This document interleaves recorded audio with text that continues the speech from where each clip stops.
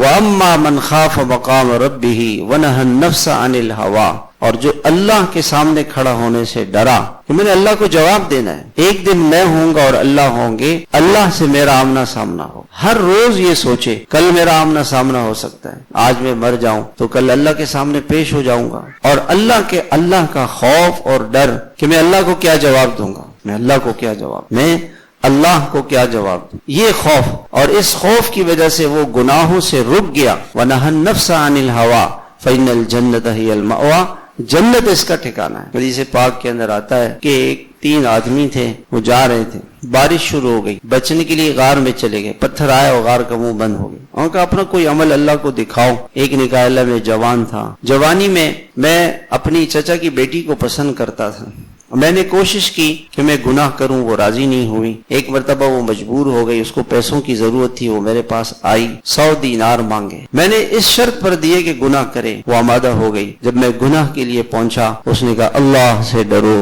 میں بھی اللہ سے ڈرتی ہوں، اللہ دیکھ رہا ہے، یہ گناہ نہیں کرو. کہتے ہیں اللہ میں نے آپ کا نام سنا، میں کام کیا اور میں پیچھے ہٹ گیا. اگر یہ گناہ سے بچنا، یہ آپ کا خوف اور ڈر آپ کو پسند ہے تو یہ راستہ کھول دیں. حدیث میں آتا ہے کہ راستہ تھوڑا سا کھل گیا. اب اللہ سے ڈر رہا ہے، اللہ سے ڈرے گا، جھوٹ نہیں بولے گا، اللہ سے ڈرے گا، نامحرم سے باتیں نہیں کرے گا، اللہ کا خوف ہوگا، تنہائی کا گناہ، موبائل کا گناہ نہیں کرے گا. جو آدمی تنہائی کے گناہ کرتے ہیں جو لوگ، وہ قبر کی تنہائیوں میں بڑے پریشان ہوں. دنیا کی تنہائیاں تو چند دنوں کی ہیں اور قبر کی تنہائیاں ہزاروں برس کی ہیں.